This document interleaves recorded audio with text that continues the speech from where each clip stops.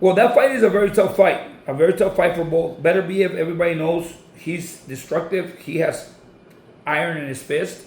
But I just think that Dimitri Bivol is a smarter fighter.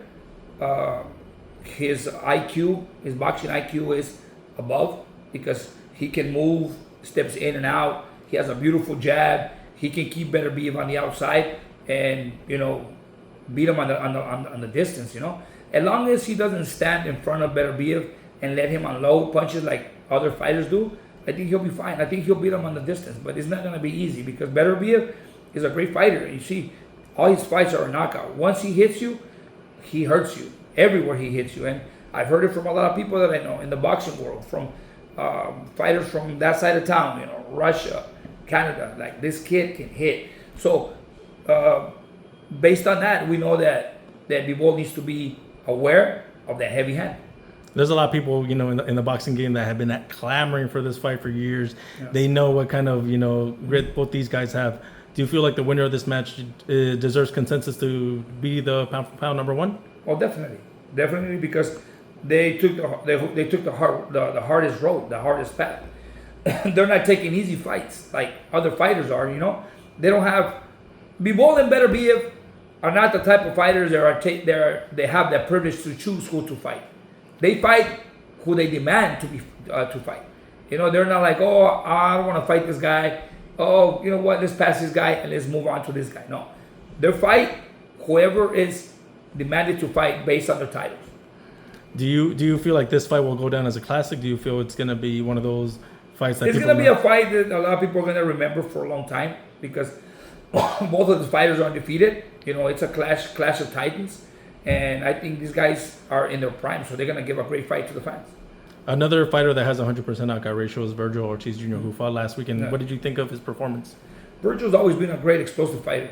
I used to train Sergio. I trained him for his first Pro 9 professional fights. Sergio is very explosive. He's very physically strong. Now he's moving up to, he used to be at 140, he moved to 47. Now he's at 54. He's big. He's strong, he's very accurate, and he's a very fan-friendly fighter. He's always on point. He has great stamina. This kid really trains. He's very disciplined. You guys are going to see a lot of Sergio Ortiz because he's going to be here for a while. There's nothing I can say about him based on his performances. I mean, he's putting these fighters away. Not a lot of fighters like Sergio can execute opponents the way he's been doing it. And obviously, he's slated to fight Tim Tszyu on August 3rd in LA. Were you a little surprised that fight was made? No, I'm not surprised because at that level of competition, they need to. Sergio Ortiz is already at the level where he should be already competing in the highest level of the 154 pounders. Like Earl Spence, Terrence Crawford, all the guys, the top guys at 154. He's already fitted to fight in that division. And of course, Tim Tszyu just had his first loss of his career. An unfortunate one against one of the Coachella's very own in Sebastian Fundora. First of all, were you surprised with that outcome? You know what? I wasn't surprised. I mean, I was surprised that Fundora won. But the thing is this. Fundora is a great fighter. He's a great kid.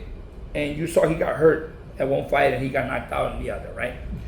So, like I said at first, fighters are no longer the same after, they get knocked out, So Fundora still keeps coming. He's a great kid. He has a great heart, very disciplined.